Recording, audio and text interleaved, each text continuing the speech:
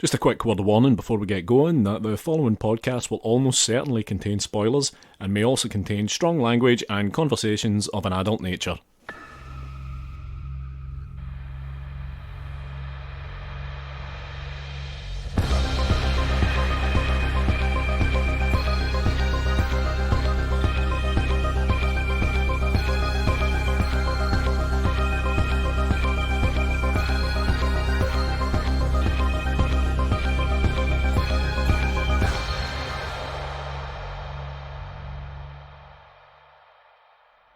Hello and welcome to episode 11 of Strong Language and Violent Scenes, the podcast giving a second chance to films that might not deserve them. I'm Mitch Bain, I'm a horror writer and an occasional doer of musical things. And I'm Andy Stewart, I'm a guy who makes disgusting films. You certainly are. And joining us tonight on the Skype coming in from LA, you know him best as the director of Patchwork and Tragedy Girls. Delighted to be joined tonight by Mr. Tyler MacIntyre. Tyler, hello. Hey guys, thanks so much for having me. No, thanks for doing this. Thanks for taking the time. Yeah. So let's launch straight into this thing. You have chosen for tonight 1992's John Carpenter. I was going to say comedy, but it's All Things to All Men. This one. Yeah. You've gone for Memoirs of an Invisible Man. So show your working. Why did you choose this for tonight?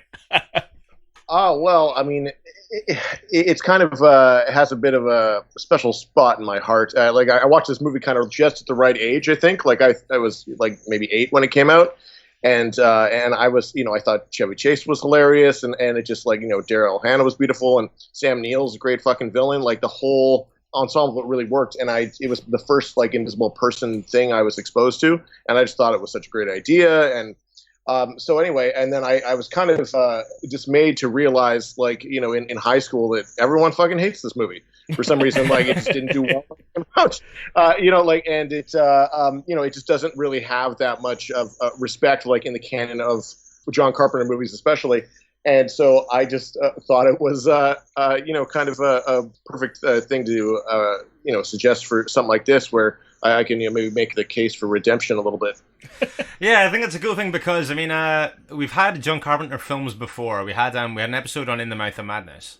But, I think that it's easier to make a case that film is a little bit more culty amongst horror fans, and it kind of has an audience in that way. Whereas this, it's a little bit of an anomaly for Carpenter, but also kind of both critically and commercially, it doesn't really hit either note. So I think that it's a pretty good call for this format, because obviously Carpenter's such a horror guy, but this is kind of such a kind of sore thumb in his oeuvre, if you like. Yeah.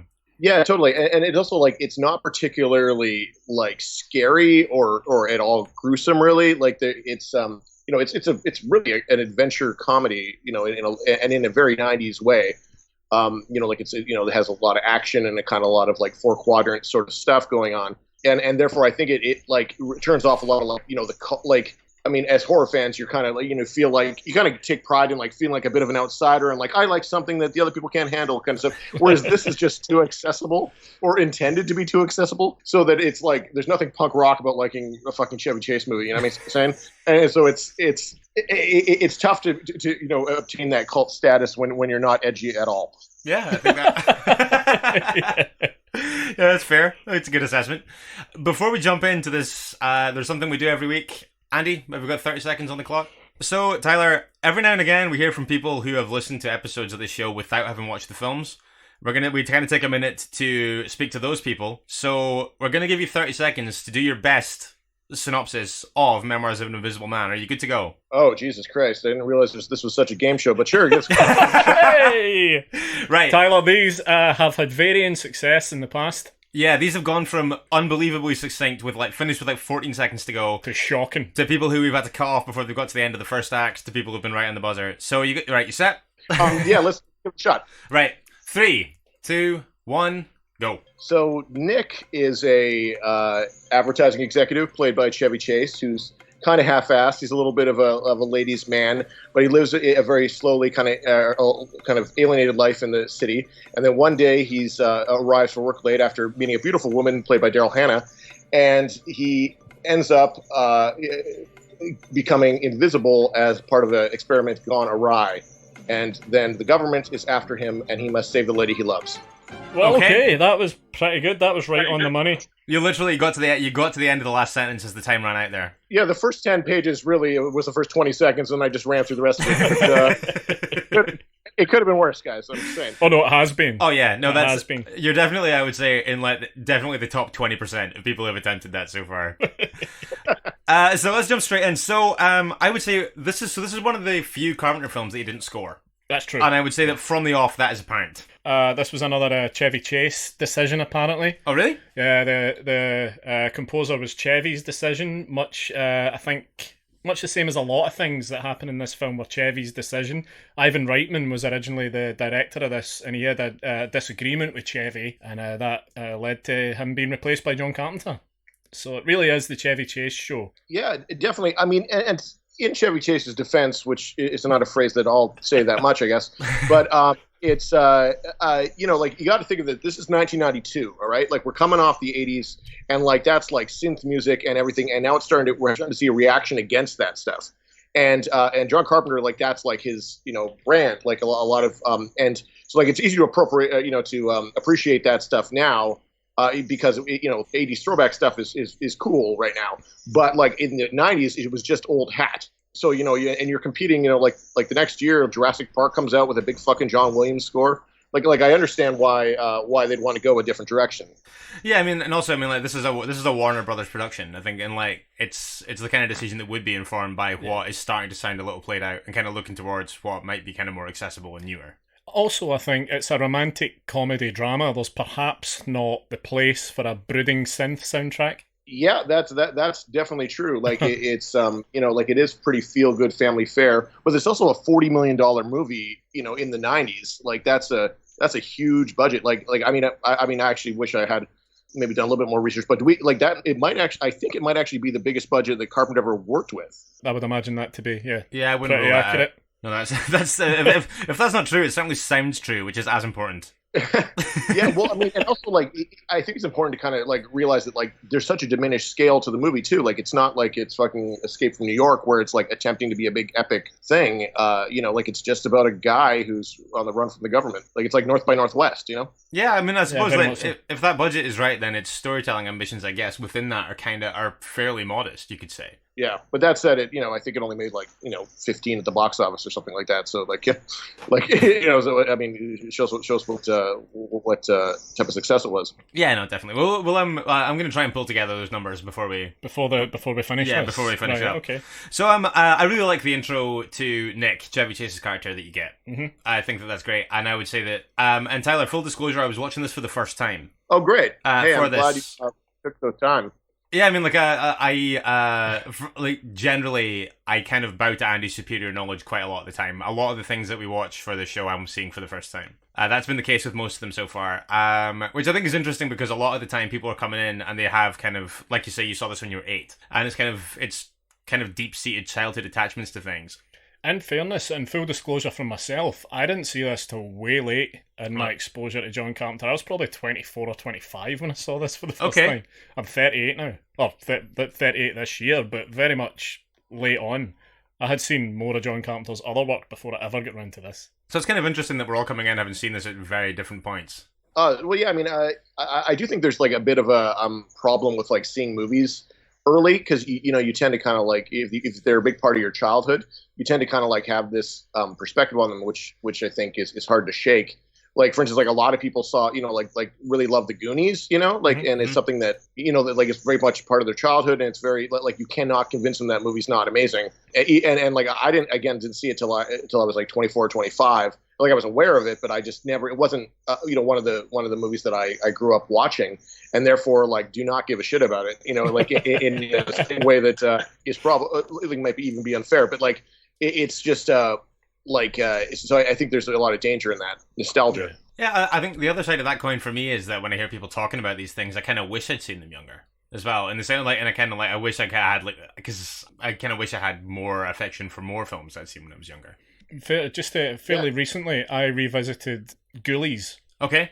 I was obsessed with Ghoulies when I was younger. It was one of those films I would rent. We had a van that used to come round, like a video rental van. So this guy he had like a little notebook and he would rent you films out the back of his van. And I used to rent Ghoulies, and he didn't give a fuck what age you were. And I used to rent Ghoulies off him all the time when I was younger, and I thought it was amazing. And then I revisited it recently, and I wish I had never gone back to it. I have a few films like that. Yeah, do you have that at all? It's like something that you've been super attached to when you were a kid, but to the extent that you're kind of reluctant to revisit on the off chance that it doesn't hold up. Yeah, I actually that happens to me. I think more with because I've started to appreciate films contextually a little bit better. Like, where it's like, oh, well, this is, it was the early 90s and therefore it's okay that, Lethal Weapon's so sexist or whatever, like it's things like that are like totally fine. But I find that it hurts like television shows a lot more. Right. Because it's like things are a little bit rushed and they're not quite as thought through. And so like if you watch like an actual episode of like, an old Teenage Mutant Ninja Turtles, like, like cartoon, it's just like, this is junk. Like, and it's just like rushed and it doesn't make any sense. And it's just like, there's a lot of like just like animation mistakes and just things you don't like, care about when you're a kid. But now you're just like, what was I doing? And, how did this become what it was? And it's just really funny to me. That's precisely the reason why I kind of give childhood stuff a wide berth. The film starts with probably the most conspicuous spies or kind of black ops group I've ever seen in my life. You've got the guy with the enormous infrared goggles that are laughably large on his face, and the secret van with the portholes in the side. It's like a dry cleaning van or something, but it's got these two enormous portholes in the side that they're peering out of. That's before you even get a glimpse at Nick. Well, in all fairness, he is invisible. Oh, of course he is. Of course he is. It starts with him being invisible, and that does make perfect sense. I love how you're introduced to him visually. Yeah. I think it's really cool. I think especially the whole kind of the chewing the bubble gum and blowing the bubble thing. But also I think the whole way that it's framed with him kind of telling his story ends up serving the kind of feel of the film really well. Yeah, definitely. It's really noir-ish in a way that I don't think gets a lot of respect. Like it's definitely like, obviously kind of a double indemnity sort of opening. Mm-hmm. But I mean, I also think that they put their best foot forward with the effects. Like those are like old school, like, early optical stuff and like a lot of like practical effects that really, I think, hold up. Yeah, I think the combination of the practicals and the more digital stuff, like having a chair that glides around and that can move and things, the practical things that can bump around on a table, it sells your digital stuff far better. Yeah, totally. I mean, and I have a bit of a soft spot for like that, like 92, 93, 94, where you had like the most high-tech practical effects that were just starting to be displaced by digital stuff. And it's like, I really like movies from that era because they weren't afraid to spend on effects. Yeah. And the people who they spent money on were generally pretty good. And so those, and it took, digital a long time to catch up, and arguably maybe even it hasn't. But yeah, that's I think an important thing to, even people who don't like the movie seem to kind of respect the effects. I think it's pretty well done across the board. Yeah, definitely. For the most part. So as he starts telling his story, you get introduced to him kind of like Nick as was, kind of pre-invisibility. And you kind of see him in his job and being kind of like evidently pretty successful, but also kind of a slacker. Yeah, he's really kind of a piece of shit, which I can always get behind. Like he's an advertising guy, so immediately you're just kind of like, oh dear God. And then he's also kind of an alcoholic, and he also doesn't seem to like really care about anybody. And that's part of what I actually really like about it. Like not when I was so much when I was a kid, but like when I got older. Like there's something very mean-spirited about Chevy Chase's comedy, and I think that's like really fallen out of fashion in the last a bunch of years.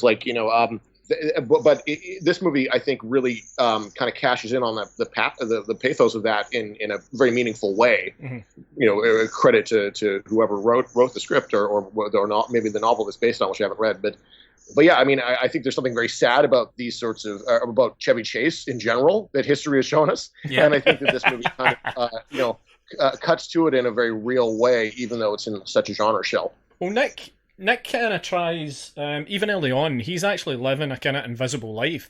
Like even when his best friend's in that restaurant, kind of early on, he doesn't want to really spend any time with them. The only reason he does is because Daryl Hannah's there. Alice, when he's in his office, he doesn't really want to speak to people. He doesn't want to attend these meetings. So he's quite an insular character. Yeah, he's quite withdrawn. And actually, I feel like Tyler, you're reading my notes because I've got down here that he's a piece of shit. Oh yeah, yeah. Well, it was really hard to catch a glimpse at it through Skype, but I think I managed pretty well. I need to put my cards closer to my chest. Yeah, I mean, to be honest, I really like the setup with Daryl Hannah. Like, I think it's an uncharacteristically romantic scene for Carpenter. Like, he isn't a guy known for his strong romances. That's true. That's certainly true. Anyway, I think it's every bit as good as a lot of like Hitchcockian type romance stuff. Michael McKean is in this, and I think he's brilliant all the time, and he is superb for the duration of this film. He really is. He is my MVP again throughout the duration of this film. I could watch Michael McKean in anything. Yeah, totally. I mean, and bringing the comic relief, like really, deep into the story, and there's that great payoff with him at the end. He's really kind of the only, the closest thing to a friend that Nick has in this movie. But definitely. But they definitely get all they can out of. I really like that sequence where he has to like hide in the house when they're all there for the weekend or whatever. That's So yeah, like I say, I think we've kind of got to this that he after work he heads out with George, thank you, and meets Alice, and they have some sort of romantic altercation in the bathroom. Yeah, something goes on in the bathroom. We see some kissing. It may be more than that, but it's never explored. Yeah, we can only speculate. I would say that Nick is kind of like pretty smooth with Alice once he hits his stride. I think that some of the kind of awkward stuff that they have initially is really funny. Yeah, I mean, it's a classic like meet cute type of thing, and then it's implied it's a little bit more.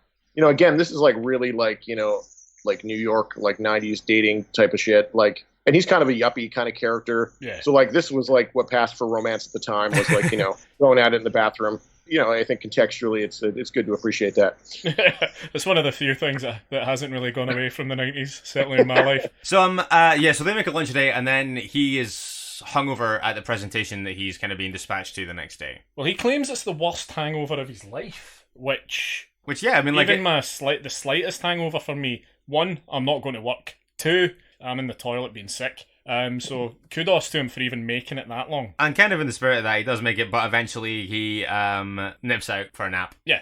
It's at this point that you get your kind of your catalyst moment. Okay, yeah, indeed. Where some coffee is spilled over one of my favourite things in terms of something that just looks very 90s are all those giant computers with giant error messages. Yeah, and I like that. That's all it takes too. Like it's a real like, whoa, who the fuck knows what a computer does? Kind of. Again, it's like one of those things that I just don't care about. It kind of just falls into this general idea of like suspension of disbelief. Oh, totally. Not every be fucking Jurassic Park where it's like, oh, what a great idea. It's this brilliant like DNA from dinosaurs and amber and all this, plot shit. It's like, oh, that's fucking magical. And here it's just kind of like, oh, this dude spilled coffee on this thing and made everyone invisible. And it's not a big deal. I like that that's the thing. Like, yeah, anyway, it's very funny. They do not take a slight second of their runtime to explain the science. I think it's infinitely stronger for that. Yeah. They do not give a shit about like how one becomes invisible. Yeah. I think this is something we've hit on a couple of times in this podcast in previous episodes, though, where I think that like if you need to get to a point, I think that, a point in the story, then I think that sometimes affording that fairly limited explanation is kind of the best way to do it. One thing you would think would be pivotal, though, would be a no drinks near your workstation sign. You wouldn't get away with that in 2018, I'll say that. If there was a slightest possibility of that level of, I guess, fuck up, you just wouldn't. I really... See, the subsequent evacuation has one of my favourite shots in the film, which is the shot of everyone kind of fleeing out of the, like...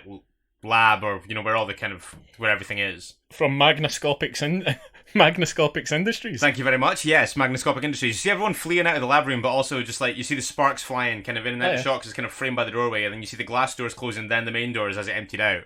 That was a nice moment. But so yeah, there's an explosion, but I have it in my notes as explosion question mark. Okay, there's some zaps, some sparks. Yeah, it's just kind of a phasing, I guess. I don't know. One thing that's kind of a loose end is like not to jump ahead here, but like once they start looking into the building and he wakes up and realizes it's invisible and all that stuff, then the building just fucking disappears. Like it kind of like envelops itself or whatever. That left me with this weird terminal idea, like, oh, that's going to happen to him eventually, and they just dropped the whole thing. Well, they do kind of touch on the fact that the building's unstable because I actually really love the effect of the kind of partially invisible building. I think it looks really effective. Super strong imagery, which is cool. But they kind of touch on this is really unstable. It could go invisible at any moment. Yeah, Yep. But it doesn't just go invisible. It like actually like implodes or something. Oh, I just assumed it went invisible. Is that false? Oh yeah, I mean I could be wrong about that, but it looked like it just kind of like actually like collapsed in on itself and disappeared. And not just visibility wise, but like that it physically wasn't there anymore. See, I like implosion just because because just exactly for what you're saying. I think that like if it makes you wonder about what the future holds for Nick if that happened to the building. Oh. Well, yeah, and also like if it just went invisible, then they would continue investigating it because there's just this giant invisible building just sitting there. That's true. Like if it imploded, then the technology's gone and stuff. Yeah, true. One thing I do love are the lovely slapstick moments of people bumping into the building. Yeah. Just walking into stuff. Like, I mean, like I think that it's great to see John Carpenter doing like these very funny moments. Like usually, I mean, like James Cameron has always been great at that. Like in a big genre movie, like balancing comedy in there to keep everyone engaged. And John Carpenter does some of it, but not nearly as much. And it's good to see him like literally like comedy foot forward and just like pulling it off. Yeah, aside from that, there are some really good slapstick comedy moments across the board. I think that a lot of this film does a lot of its best work with kind of the more slapstick and more visual comedy moments that come from him being invisible. Like a lot of my favorite strands from it are that. Yeah, totally. It's like and again, it's not all coming from Michael McKean, but as much as that is just gold. But like I think Chevy Chase is legitimately very, very funny in it and very sweet and likable in a way that you don't associate with him in this post-Community time. Yeah, of course. It's around about this time that we get an introduction to David Jenkins. Yep.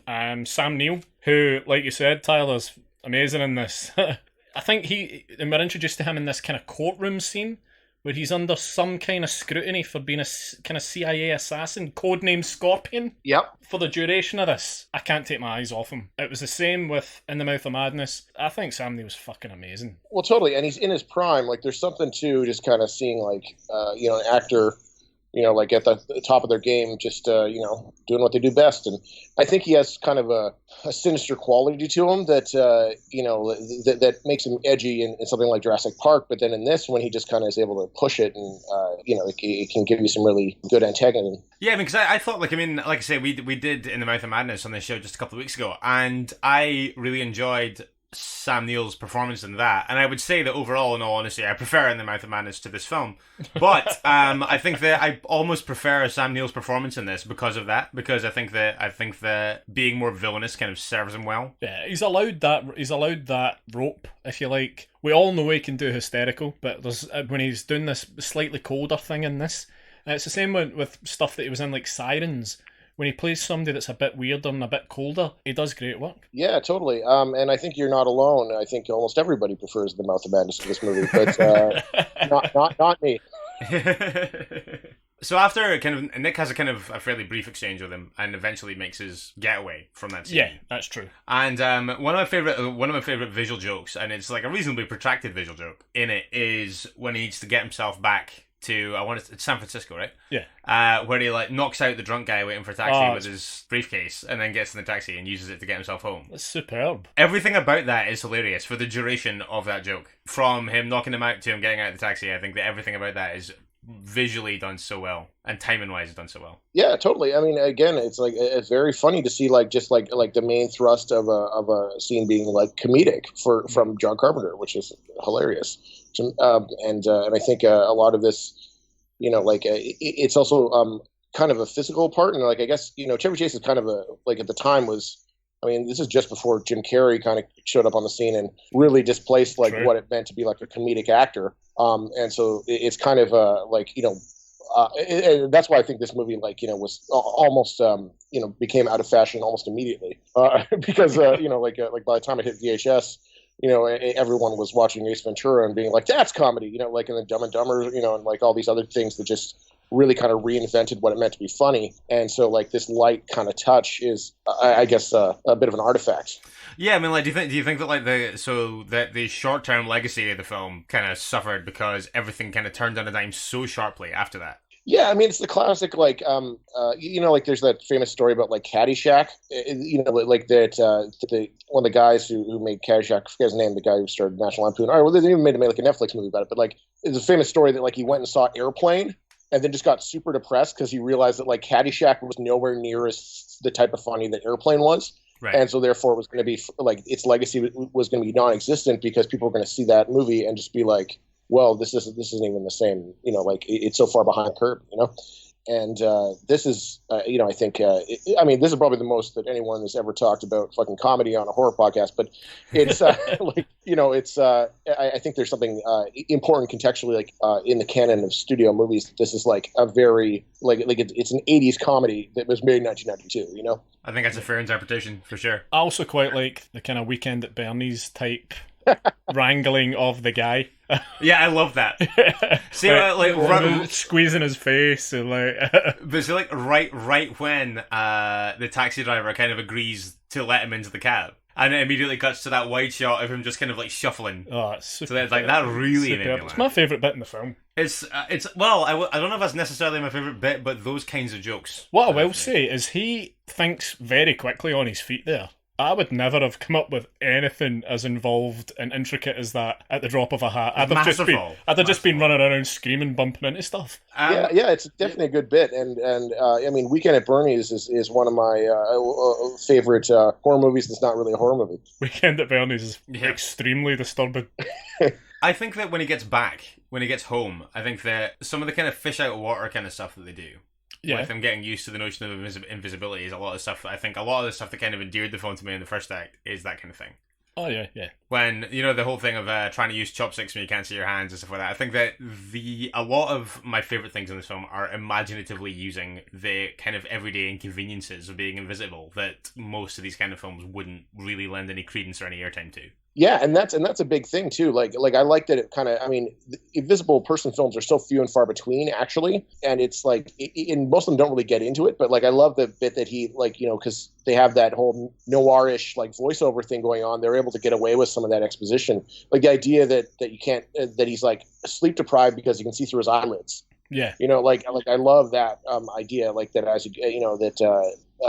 they sewed some like real thought into it. Other than the fact that it's complete bullshit, but then once you pass that, they actually put some cool character stuff in there. What I really like is that he never gets a chance to enjoy it. Like like in Big, when Tom Hanks becomes Tom Hanks, he gets a lot of time to really play with it and to be a grown up. Pretty much from the minute Chevy Chase becomes invisible, he's absolutely fucking miserable. And he gets to explore it, but he never gets to really do anything fun with it, really.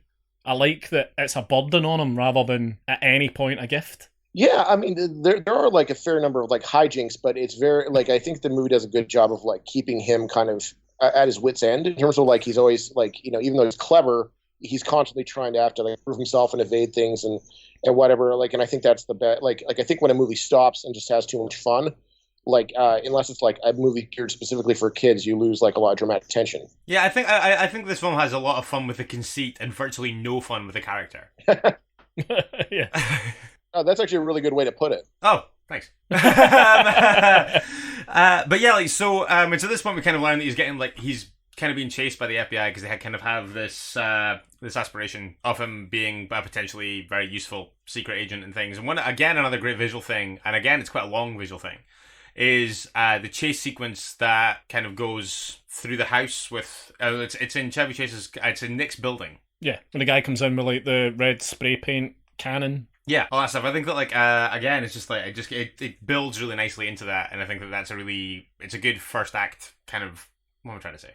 I don't know what you're trying to say. I think it's a good kind of endpoint to find out. It's a great set piece, I think. Ah, right, okay, yes. Yeah, there's definitely a lot of good set pieces. Like I think it very much has like that, again, like 90s adventure movie set piece structure to it, where it's like, oh, there's the train set piece and there's the whatever, not to jump ahead, but it's like it's always well, like it has like the second unit directors working overtime kind of stuff where like you feel like they had to like talk about a visual variety of a lot of different things. Because this is like the time when they're pushing like Under Siege and stuff like that out in the theaters, and you have to like compete with like speed and stuff. Some of the just to give you a kind of a bit of context on some of the films that came out, the kind of top films in 1992. You had things like Aladdin. You had things like Home Alone 2, Basic Instinct, Bram Stoker's Dracula. So that's the kind of era that we're living in here. And as I know, because I watched it again last night for some reason, Death Becomes Her. Oh, I fucking love Death Becomes Her. Like, and that's the other thing. Like, it's like, yeah, I mean, that movie is super like strange and very like almost unlike anything else that Zemeckis has done. Like, and there's such weird lens choices in that movie. Like, I mean, hey, that would be a great runner-up for one of these episodes if anyone else wants to do that one. Because again, that movie I think is a bit probably less hated than this movie, but definitely I think an underrated gem. Yeah, and kind of maligned in its way. We were just talking about this earlier. Actually, we were saying that it would be a good fit for the format. So if anyone wants to bring Death Becomes Her on, any of the guests that we've got coming up, feel free to do that. I want to hit on something, and again, this is something that from watching this for the first time as a 31-year-old Scottish man. Okay. Was that like so shortly after the kind of the chase sequence, and it's a cool chase, like when he's getting chased and he's taking his clothes off and stuff. Like visually, it was fun. But he tracks down the doctor from the facility from the beginning. Dr. Vax. Jim Norton? Jim Norton, yeah. Tyler, I have no idea what the kind of transatlantic appeal of this was. But but basically I know Jim Norton best as this character Bishop Brennan from a fairly like reasonably culty Irish comedy series called Father Ted. Bishop Len Brennan, yeah. All of his stuff is extremely, it's very much played for laughs. It's about the only thing I've ever seen him in that I remember seeing him in. So it was weird in the middle of this thing, which is obviously kind of played for serious at the time. I was like, it's fucking Bishop Brennan. Father Ted, I have no idea if that had any penetration. No, I have never heard those words. I just thought he was just a guy who happened to get that part. Anyway, thanks, Mitch. Yep, sideline. I want to jump on briefly to talk about a dream that Nick has when he's kind of coming to terms with his invisibility. He has a dream, obviously, just to kind of tie it into the earlier stuff where we're talking about Daryl Hannah, Alice. They have their tryst in the toilet. Whatever happens. I don't know. I don't want to know. Yep. But whatever happens in that toilet happens, and they agree to meet on Friday for lunch. Now, as we know now, there's no chance in hell that Nick can meet her for lunch. So he kind of has to flake on his date. But he has this weird dream at one point where he is kind of imagining their life together. And he opens his robe at one point to reveal to Daryl Hannah's understandable horror that his crotch area is completely blank and invisible. His crotch area is very... Well, yeah. Yeah. It's a broad choice, that sequence, I would say. I would agree. But what I did wonder was... That's his worst nightmare. So is it preferable then for him to be invisible, but just with a visible cock? It says a lot Freudian, old school psychoanalytic sort of themes, but I wouldn't read into it. I think it's just that it's about, really about him coming to terms with the invisibility and how it's going to affect his life. But again, that's probably the least interesting read of it. That's a very pragmatic answer. I mean, I'm not gonna lie. I'm pretty disappointed that you don't think there's any philosophical undercurrent to that scene. Yeah. Well, I just wondered at the mindset of someone where that was their biggest worry. I want to jump ahead though to when he eventually takes cover and he goes to hide in George's beach house. Because I think you find out a lot about Nick as a character as this part of the film unfolds. Because obviously he gets there, there's more kind of visual fun to be had with the stuff with the delivery guy. Yeah. Things like that when he gets there. But I think that you learn, like, the film does a lot of its kind of dramatic heavy lifting when George and Alice and Richard, oh my god, appear. And so I like Richard for a start. I think as he's like this comedically stuffy. He has the funniest voice. Yeah. That guy is like, and he's like full on like the type of villain that you don't really see anymore. Like he kind of has that quality of that dude in like, Good Will Hunting, the dude who's like trying to like out academic fucking Matt Damon. Like he has that sort of like douchebag yuppie quality to him, which I love, but he also kind of like has this very deep kind of voice, and I think he's such a like he has this inescapable asshole quality that you're just like it allows you to get behind Nick because you're just like, this guy's bad news. Yeah, I think if this was the light and dark side of the force, I think if this was more of a kids' film, he would have been the bad guy. If you took out the really severely threatening government agency, he would have been the douchey bad guy, like the bad guy in California, man. Yeah, like I feel like he's the type of guy who should play like Gaston or something like that. Like, yeah. I think that he's such an interesting spectrum of like bad guy traits, because obviously like you get like super bad guy trait later when he kind of like forces himself on Alice, but he's also this kind of smug, condescending kind of guy. He's a little bit off-taking about everything when they get there, but also just it's all kind of done in this kind of neckerchiefed fop character. Yeah, he's like a preppy. He's awful. He's just awful. But no, he's a fascinating screen presence, though. The boy. That's certainly true. Do we know if he did anything else? I haven't even looked for a second into this man's background. You know what? I hadn't. Perhaps that's his real voice. Oh, yeah. Yeah, he's just a general, like character actor, I think. You're I'm guessing you're currently proud. Yeah, I just quickly flipped over to Wikipedia to find out what's going. He's been on like a lot of things. He was on Sliders, Babylon 5. Okay. Apparently, he had a good '90s run.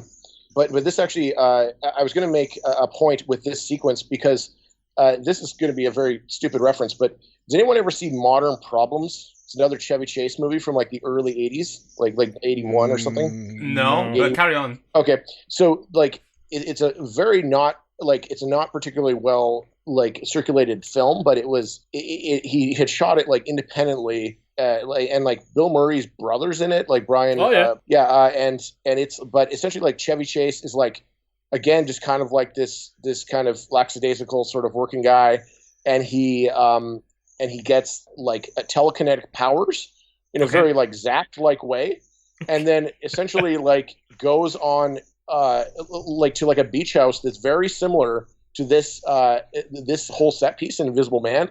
Like it's almost like the same thing where they're like he's there and he has superpowers and there's like another couple and they're like at a dinner party. Like it's sort of like he really liked the conceit of that other movie and just kind of pilfered that into this sequence. Like it's a very like that's my filmmaker hypothesis about this whole act of the Invisible Man and how that sequence came to be. I think it's based on this like made for TV movie called Modern Problems. They're like, I don't even think that director did anything else. Like, it was just a very weird, obscure movie. It's like shot in like 4:3. Like, I saw it at the New Beverly a couple years ago. But it's just like, yeah, the movie's not great. Do not bother to watch it necessarily. If you're a diehard Invisible Man fan or Chevy Chase fan. But yeah, flag that for people who have too much time on their hands. Also, at the risk of drawing another Weekend at Bernie's parallel, we do have another beach house here.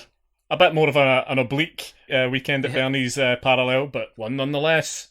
So we get the kind of apex of Richard's kind of bad guy stuff after this. When it kind of forces himself on Alice, should I say? And Nick's in the room at the time. He throws him off her, and one of my favorite kind of subtle visual moments in it is after she kind of forces him out of the room, kind of thing, and she goes to close the door. And Nick's standing behind her, and he just kind of like leans in and just slams the door in a way that she wasn't gonna. And I remember just thinking that it was just one of those things that I thought was a really smart visual choice, something that I would not have thought of, and something that I thought I really enjoyed as a split-second moment. There are some quite smart moments in this. Another point I thought was quite smart is when Nick's kind of in the doldrums and he's walking down the street, and the bag snatcher grabs the bag from the old lady, and Nick just grabs it out of his hands and just hands it back to the lady without breaking his stride. But you see it from Nick's point of view. You don't see it from the invisible perspective, if you like. That really worked for me because he's really struggling at that point, and he just does something kind of altruistic because he can. Totally, and it's funny. Like I love that scene as well. It's so simple, but it's also like out of context, that wouldn't make any sense. Like if you didn't know that this was an Invisible Person movie, that scene wouldn't make any sense. Yeah. You know. I don't want to move past this segment without talking about the scene where all the people that have come to the beach house have a conversation about Nick and obviously don't realize that he is in the room with them. I think that like in the film that's kind of full of like a lot, even during the kind of darker stuff, there's a lot of stuff that's played for laughs and things. I think this is probably the like most straight-faced sad moment in there. The kind of the film's best moment of like straight-faced character drama. When Nick's kind of just sitting there and he has to just kind of suffer through the people talking about him in this really bleak way and kind of having to realize the way that all these people viewed him. Yeah, definitely. And there's something like he has a lot of I know John Carpenter's mentioned like in interviews and stuff like that. That's about, he doesn't talk about this movie much, but like there's definitely a lot of like alienation that that kind of comes from being like alone in a city and stuff like that. And I like the fact that like people who he thought and assumed that were his friends, and I think that's why he's there. Mm-hmm. Like he can kind of like sees what they really think about him and realizes like, oh, I actually don't have any friends. Like, and then that's like like the personal journey I think is very interesting and appropriate, and that's what I think you're touching on, like what I think makes this the best Invisible Person movie ever made is the fact that it's very and that's not a particularly bold statement. Like if you're a film student just out there, just watch literally all 5 that you can think of and write a paper on this. But like this is one of the only movies that has like character based like invisibility stuff. Like whereas like it's like fucking Hollow Man and like the original like Invisible Man, it's all about like it's like I went invisible and robbed a bank. Like I went invisible and became like crazy and wanted to take over the world because I have this power or whatever. This is like rapist like about, Kevin Bacon. Yeah, and this is about a guy who doesn't matter realizing he doesn't matter. Yeah, and that's that's really fucking beautiful and sad and hilarious and horrific. And, it's a great, like, Trojan horse, horrible thought to put into a studio comedy. And that's why I think it deserves, some respect. I think that's a really, really good point. But no, I completely agree, though. I think that all of the things that I like best about this film, now you've said it, and I think that now we've had quite a lot of this conversation, is that I'm realizing that all the things that would ordinarily be played for laughs kind of, and even when they are played for laughs, they still kind of largely inform Nick's kind of general misery. Yeah, and it's got as much to do like what you see visually is the inconvenience of his current existence as being an invisible man, but what it's bringing about is perspective about his existence before he was Invisible Man. Yeah, totally. And I think there's something. And again, it's like very simple stuff. Like if you're invisible, you're gonna hear people talking about you. You're gonna get trapped places. You're gonna like they found a lot of different ways to deliver on that mechanism. And they're all very subtle, clever things that are incorporated into blocking and stuff like that. And I don't know how much of that was, again, from the novel or how much of this is in the direction and realization and screenwriting of it. But it's definitely, like, I think pound for pound, just more clever than you'll see in, like, Hollow Man or any of the other Visible Person movies. No, I agree with that. It's around about this time, though, you do get a nice nod to the old 1933 Universal Claude Rains Invisible Man, where they go out for dinner. Yeah. And that face makeup with those white teeth, it's nightmarish. That horrifies me to my core. Always has. Yeah, it's pretty gross. But again, it's pretty funny set piece. I also like just how fucking weird he looks. Like when like at various points when he like puts on paint and stuff like that, and it's just like so weird. I think actually like, I really like. Again, it's just one of those things.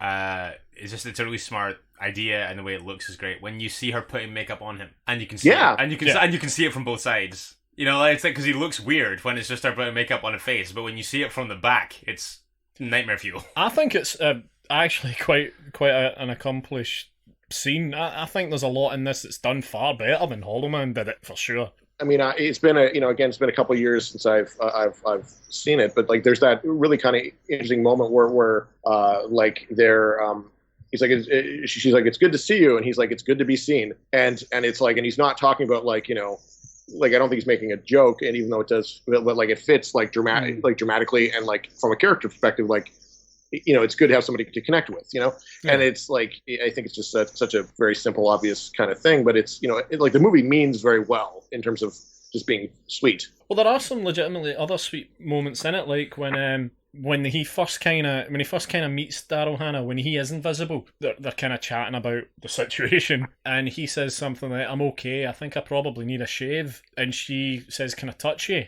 And she strokes his face, and she says, "Do you know what, you do need a shave." It's lovely because she can feel it, but she can't see it. I think that's just quite a nice little just one of those little moments that's quite nice between the two of them. Yeah, I wish it would have been a scene where he tried to shave. Yeah, that could have just led to some fun comedy. It's like a straight razor or something with a very unforgiving. Well, invisible blood. Exactly. Well, and that's the other thing is he doesn't. Yeah, I've always kind of wondered about the invisible blood and like how that whole thing would work. Because the one thing I do like is that they again, it's like kind of a mechanism, but like he went invisible wearing a suit.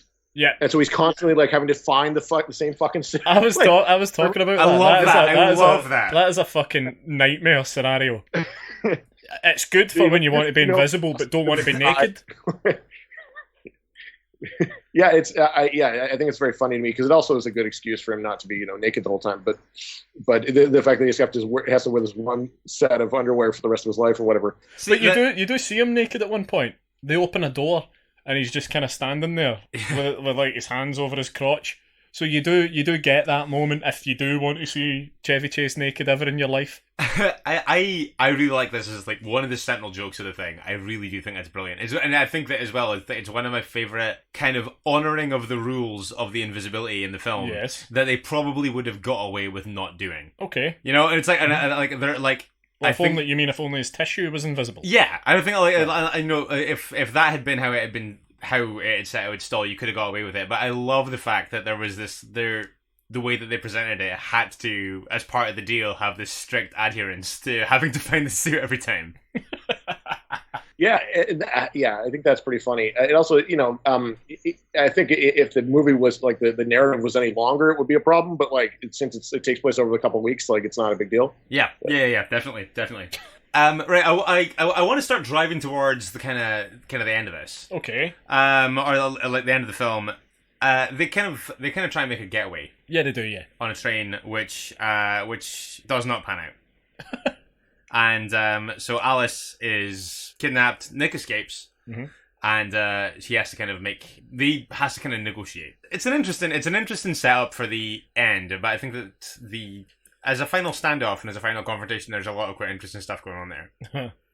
Well, it comes hot off the back of they do finally consummate the relationship. Oh yeah, they do. Which I don't want to get too into it right now, but it presents its own questions about invisible sex, considering he couldn't see his own hands to work a set of chopsticks. Moving on from, I'm lowering the tone tonight. I'm sorry. But no, when we get to the final set piece, I think that the idea that when he's talking to them over the phone, and you think that you can see him in the street, and it turns out to be George in the Invisible Man gear, like that's a really fun bait and switch. Right, okay, I know what's coming up next, by the way, and it goes back to what Tyler was saying earlier about the early 90s kind of loose attitude towards sexism. Can we talk about the early 90s loose attitude towards racism when he browns up to play an Indian guy? Yeah, that's it's not the choice is not aged well. I mean, I would say. Well, this is coming off the back. Last week we did the 9th configuration with Heather Buckley, and something we actually didn't mention on the show is that Robert Loggia does a minstrel act in that. Also in blackface, yeah. Also in full blackface. So it's kind of 2 weeks in a row we've had these films with some decidedly ropey decisions that maybe haven't aged so well. I would say this is certainly up there with them. Yeah, I mean, I guess in his defense, any sort of thing that he painted would be trying to give himself some sort of appearance. So it's probably not as bad for somebody who is by default clear-faced to do this, but it's still like, he definitely could have just gone for a more normal looking version of himself rather than with like a fucking baseball cap on and some sunglasses. It could have gone for the restaurant look, like racist cab driver. And it's the full turban and everything. Like it's quite bad. It's quite bad. It's definitely 2018 bad. I wanted to I really like the when he eventually in the kind of before they eventually make their escape, he does kill Jenkins, or Jenkins is killed by, again, just one of my another really smart use of invisibility, and specifically the invisibility of the clothing. And the set piece to Kill San Neil is based around kind of using his invisible jacket as a sort of matador trick. Yeah, which again is a really smart idea. And you don't notice the setup because again it's because it's presented not as a benefit, like, oh great, my clothes are invisible. It's presented as, oh shit, I need to find my shoes. So it's like it's making it harder earlier on. Yeah. And then he, but then through his own like cleverness, he's able to use the invisible clothing to get away with it. Yeah, I thought it was a really cool thing, and like you say, I think it took something that through the entire film has been framed as a disadvantage. Yeah, totally, exactly. And it ends up being kind of like the ace in the hole to kind of win the day at the end. Yeah, because even then it's very much just an outline of a jacket, so it's not in any way clearly a full form figure. It's like the shoulder and the lapel of a jacket, so. Which is what it would look like. He uses that very slight thing to his benefit. Totally, and I like that because like he's legitimately outsmarting, like Sam Neill, and that's and I like that when you can kind of be surprised, and it's also in a very like a way that kind of welcomes you into his point of view, which I think gives it a pretty big payoff. And then and then obviously from there, like once he gets Daryl Hannah, then everything's kind of he gets into this kind of idealistic gee whiz sort of ending from there. But again, it's like there's I do feel like it's kind of earned in a sort of early 90s way. Yeah, I think that's fair. Sam Neill's fall from the roof is genuinely horrific. It's actually quite a graphic fall because he falls right into shot with Daryl Hannah in it. That's right. Yeah. He falls into shot, through shot, out of shot. You feel like you've just watched it happen. It always struck me, this is a kid's film, essentially. Maybe not properly a kid's film. But not a horror it's film. not an adult film. Yeah, I was going to say. Without seeing anything, you've seen everything. I always found that quite jarring, but in a way that I quite liked. Yeah, I always thought it could use a bit more splatter, personally. But all over Mick, so you just see just literally, all over him. Like there would be a really great visual where he's just covered in fucking blood. Yeah, it's so amazing. It's a great shout. I love that. I love that as a final visual. That would have been good. Yeah, but no, and then like say once that's kind of done, and you get this very idyllic credit sequence where you see that they've kind of escaped, and they've kind of started a life of their own and that kind of thing, which is all very nice. Yeah. One thing I do want to say is I think it was a great decision that they never turned him back to Nick. Yeah. He's always Nick, but they never resolved the invisible thing. That he is invisible to the end of the film and presumably beyond. Into the future, yeah. And they have gone to Switzerland or wherever they were going together because he's now taken up skiing. Yeah, I think that's a genius thing to keep him invisible. But their love for each other and their relationship has endured even though that's his condition. Yeah, totally. And I wonder what the baby will look like, Like, well, that was going to be my very next point. This was something I said to Mitch earlier. Are we expecting a half invisible, half normal baby, like a bag of guts? Or oh yeah, I mean, I just kind of assumed it would be like translucent, like a skeleton. No, like it's all like you can sort of see through it, like like it's kind of looks like Casper. Yeah, kind of like so you can sort of you can kind of see it, but like it's not it's not 100%. I assume it's like a 50-50 sort of thing. Right. Well. But hey, the baby could be entirely invisible, and it'll probably just end up killing itself before it's 2 or 3. That's quite depressed to kill yourself before you're 2 or 3 years old. Yeah, I actually I had a holy shit, working on, had an invisible kid in it, and it's difficult to. There's a lot of questionable logistics around that. But he also, I mean, I guess the baby could also just look normal, because this was obviously a thing that was caused to him that obviously affects all of his cells. But then who's to say how it would necessarily manifest in an offspring or whatever? But I like the idea that it's as problematic as possible. I like the idea that it's just like a bag of guts. As problematic as possible. Literally, just like you're saying that, like you can sort of like you can kind of see through the skin, so it's just like there's like a brain stem. Yeah, there's but none of the bits kind of tie. Like there's like a brain in the stem, and there's maybe one eye. And some ribs, like the building that got. Yeah. And there's like a lung and a stomach. Yeah, it looks like one of those.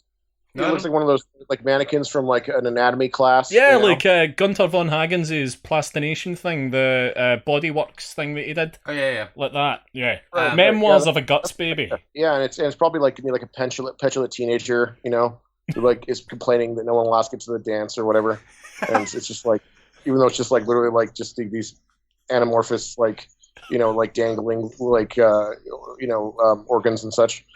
Just the weird family photo before they go out to prom together with the weird guts kid and his dad and his normal mum, like his dad with his weird fucking face paint.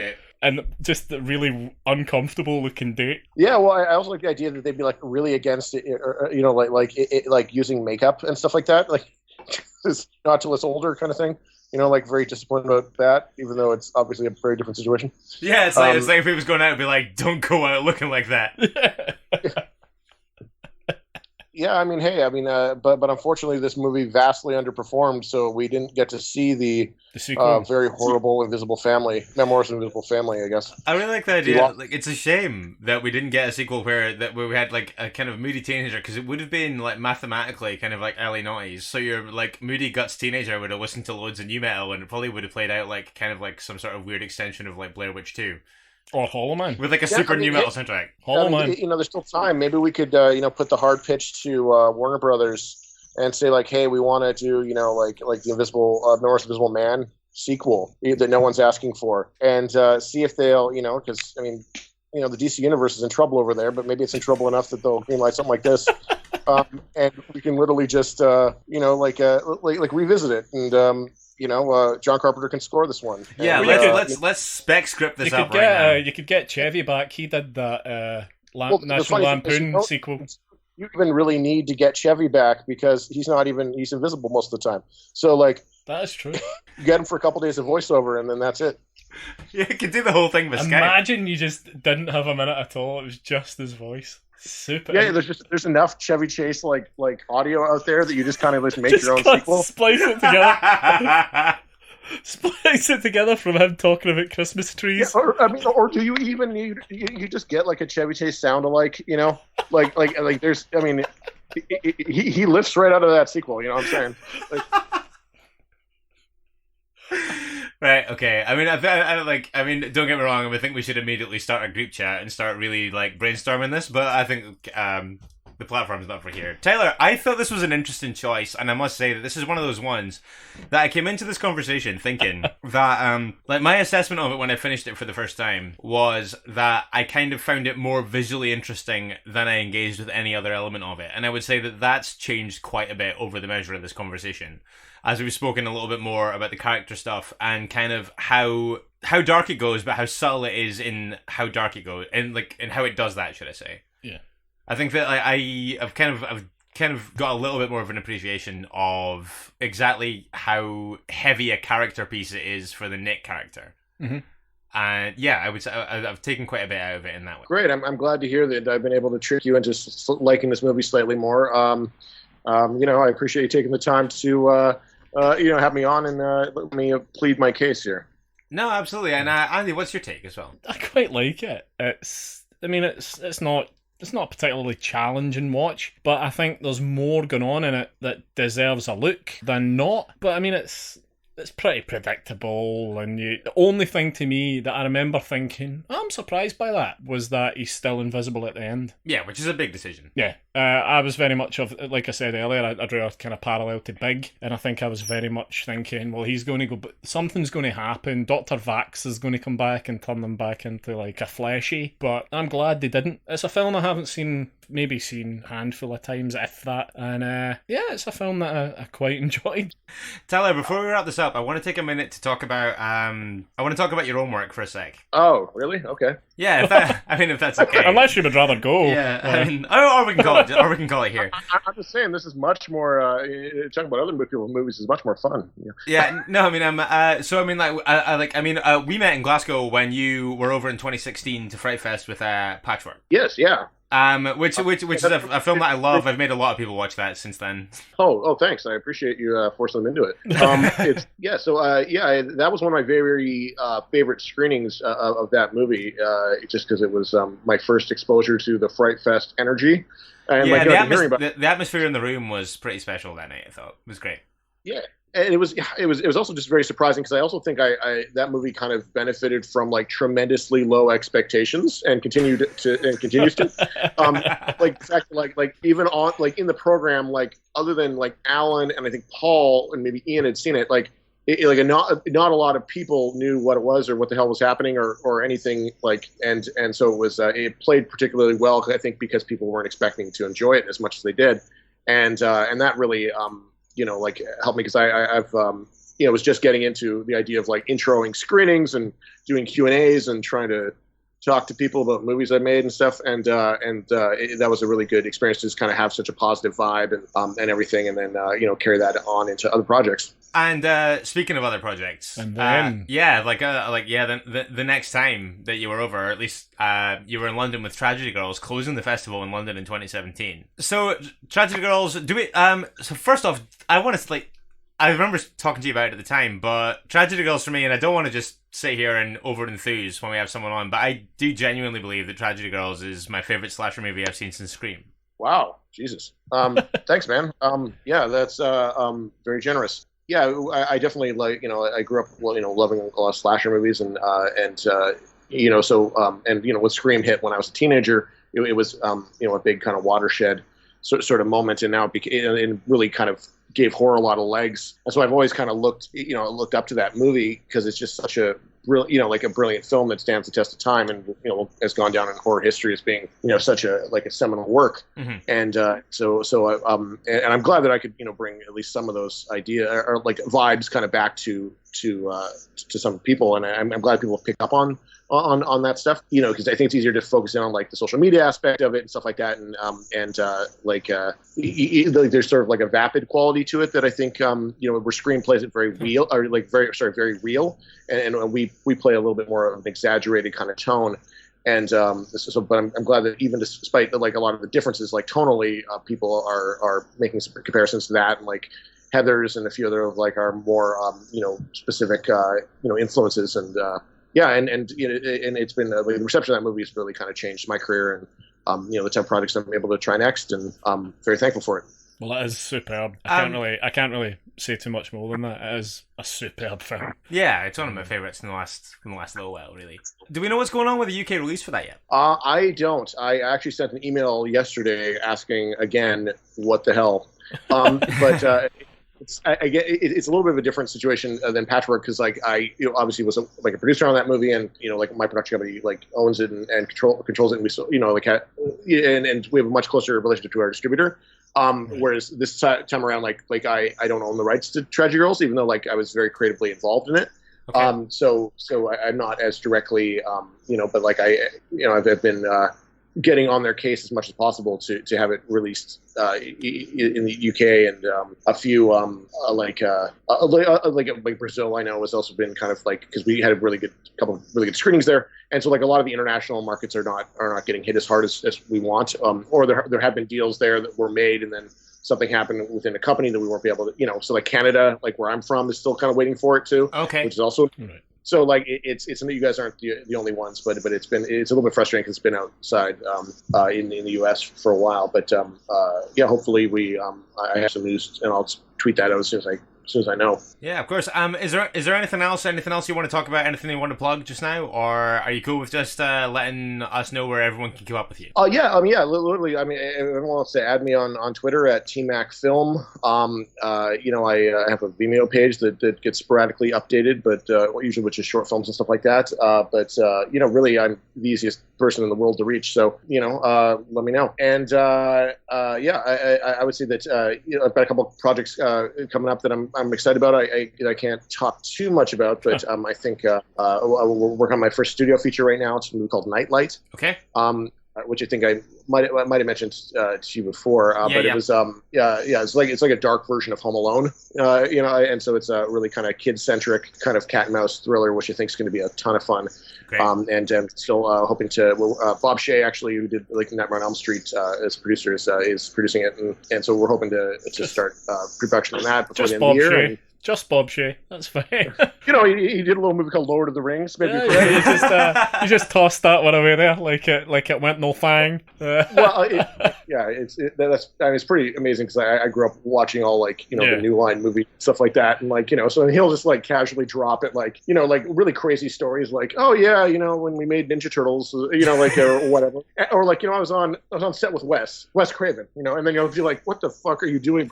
Or so he starts every second story with so we were at this bar in Germany, and Werner Herzog got in a fight with some guy, and I'm just like, what is your life? It's just it's absolutely bonkers. But yeah, man, super accomplished, very, very cool guy, cool. And been super supportive of us. So I'm excited to get that one going, and then we also have a television project in the works that we're just working through the deal right now, which is kind of more of a mystery comedy, but we're very excited about that too. Tyler, thank you so much for taking the time to join us tonight. We really appreciate it. Yeah, man. Yeah, of course, guys. Thanks so much for thinking of me for this. Hey, I mean, I think it's a super fun format. And just blindside people as much as you can with that 30-second thing. I think it'll lead to. Yeah, I think the less people know about that going in, the better. Yeah. The worry is though that people actually start listening. Yeah, then it's fucked. It's totally fucked. If they know it's coming, that ship is fucking sunk, man. Yeah, that's it.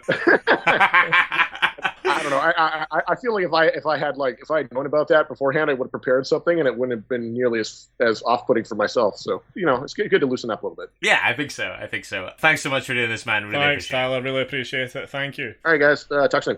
So, Tragedy Girls director Tyler MacIntyre joins us there and made, I think, some pretty compelling arguments for the merits of Memoirs of an Invisible Man. Yep. How's your arm? From all the twisting.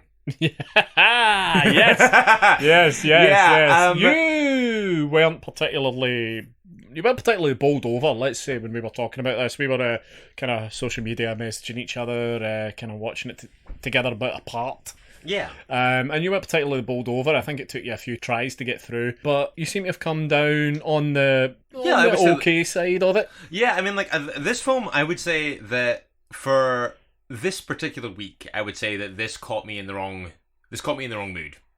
I was not particularly set up for watching a kind of kooky sci-fi comedy romance. So it did take me a couple of goes to get through it. And I came out of it, and I didn't come out of it thinking it was bad. I came out of it thinking that just on this particular week, it was kind of hard work. What would have been your preference? Your preference then? Oh, a Serbian film. Wow. Okay, wow. I am of course joking. Philosophy of a Knife. Yeah, no. Okay. Henry Portrait of a Serial Killer. No, Jesus, that's a great fucking film, yeah, but by the way. Nothing like that, but basically just I think that my go-to wasn't something this whimsical. You're meant to be the Sunshine Kid here, and I am still the Sunshine Kid. It's still in there, but I would say, but this week I would say I wasn't necessarily set up to watch something like this, and as a result, I kind of came away from it thinking that I thought that it was more visually cute than engaging in any other way, which I now think is a harsh interpretation, and I think that that's why I like the fact that we invite people to choose a film and talk about why they love it, because I think that when people talk about something passionately like Tyler did, I think that you tend to gravitate towards it a little bit more.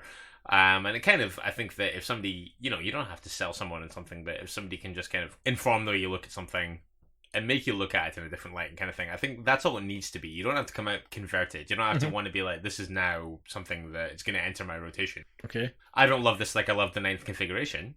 Right, okay. But it's great in its way. It's got a lot of merit that I think that it took this conversation for me to kind of appreciate that. Okay, yeah, I get that. Yeah. That's fine.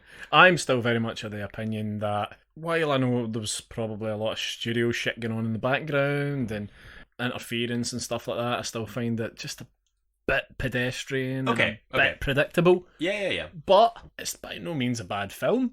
It's fun, it's daft, but it's inoffensive. And I think I find it quite an enjoyable watch in a way. Would you call it a romp? No, I wouldn't quite go so far as a romp. On a scale of 1 to romp, it's not. I wouldn't put it in romp category. No, I don't think it's a romp either. I feel like it's missing some of that.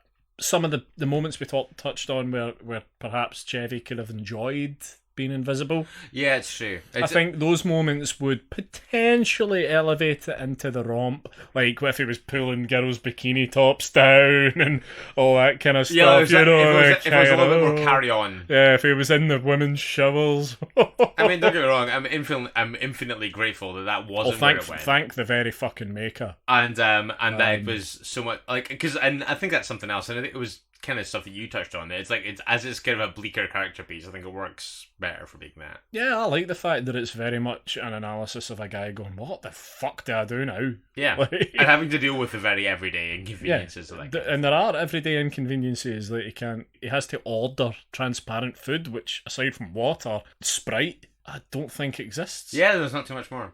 But turning our attentions to any other business, as we kind of tend to do. Yeah, so we're going to forgo a feedback section for this episode. And that is not because we're ignoring any of the chat that we've had this week, because there's been loads of it, as there always has been. Thank you for doing that. But basically, as we touched on in the last episode, we've kind of made the call that we're going to move the feedback section to the minisodes, and we're going to start doing that effective Mondays. Yeah, I am saddened by that, in so much as it means that we're coming to the end of this evening. Yep. But I'm also heartened by it that it does mean that we do have more of a balance in the kind of stuff that we're putting out in terms of duration. Yeah. I mean, like, one of the nicer things that people have said since we started doing this is that minisodes feel a little thin. Yeah, and they have broached it in a very... Well, let's not talk about the 7-minute car park fiasco again. But yeah, like so it's a handy way, and I think a useful way to beef out the minisodes is to spend a little bit more time on the feedback that we've been getting, because we have been getting a lot. Yeah. And pleased to keep that coming. But yeah, so everything that we would normally read out here, we're not ignoring it in any way. We're just maneuvering it, and we just had to have a gap. Yeah, where we just migrated that stuff. On Monday's minisode, expect a little bit more. Of course, and don't forget, of course, if you do want to stay in touch with us, and we love it when you do, there's loads of ways to do that. You can get us on Facebook and Instagram, that's Strong Language Violent Scenes. You can also tweet us at StrongViolentPC, and you can also email stronglanguageviolentscenes@gmail.com. Yep. And I'm going to preface this by saying this is in no way us asking anybody for any money. Okay. But we do have a PayPal under stronglanguageviolentscenes@gmail.com. So if you do like what we're doing and want to continue to help us grow and kind of thrive and kind of take this to the next level, then feel free to chuck us just a couple of quid. No expectation on anyone to do that. No. The PayPal exists more for our business reasons than anything else. Yeah, it's a facility that does exist, and we do have plans to kind of grow and expand and kind of take this on the road and go to meet people more than maybe Skyping people so often, particularly people who are based in the UK. Yeah, definitely. For sure, who we could maybe just hop on a train and go and see, rather than spend so much time kind of wrangling potential sound issues and hoo-ha. So yeah, if you want to see us continue to do this and do it on a larger scale, then every little bit helps. But please, nobody feel in any way obliged to send us anything, because nothing's going to change. We're never going to charge anybody for anything. No, I mean, like the main episodes of the minisodes, they will always be free. Yep, that's absolutely true. One thing we would ask people to continue to do is keep engaging, keep sharing, keep liking, and just keep trying to get people involved. Like, that's something that we've really been heartened by, is people just tweeting out, listen to Strong Language and Violent Scenes. Why aren't you listening to Strong Language and Violent Scenes? Hey, such and such. Hey, this podcast. Why don't you go and listen to Strong Language and Violent Scenes? That stuff's fucking amazing. It really has been class. And that's always the thing. It's really heartening, because nobody, like, you know, there's no expectation on people to do that. So I think the fact that people have felt inclined to keep sharing stuff, keep talking up, has been amazing. And it's really nice that there has been this following that's kind of sprung up around it so early. And it's all been totally organic. We haven't spent a penny on boosting posts or anything like that. We haven't boosted anything. This has all been just, I would say, off of our back, but it hasn't been. It's been off the people who are listening's back. Yeah. The only reason I would say people are listening is because that people are giving a fuck. And helping getting the word out there. So that's amazing. So please keep continuing to do that, above and beyond anything else. Absolutely. But yeah, keep liking, keep sharing, and most of all, just keep fucking listening. Yeah, that's the only number that really counts. Ready for this, Mitch? Oh yeah. Segue. Oh. And there are many ways for people to continue to listen to us. Is there? Yeah, there are. Yeah, you can listen to us on Stitcher, Spotify, iTunes, Google Podcasts, and our good old pals at Podbean. Podbean. Yeah, absolutely. Good guys. Take Top it right. guys. But yeah, we will be back on Monday, Yes, indeed. 8 a.m., where we announce another guest and another film. Yeah. And so join us then if you can, and in the meantime, don't forget that it is better to die a hero than live as food in a world of chuds. Good night. I want my molecules back! You've been listening to Strong Language and Violent Scenes with Andy Stewart and Mitch Bain. Strong Language and Violent Scenes theme by Mitch Bain, production and artwork by Andy Stewart. Find us on Stitcher, iTunes and Podbean.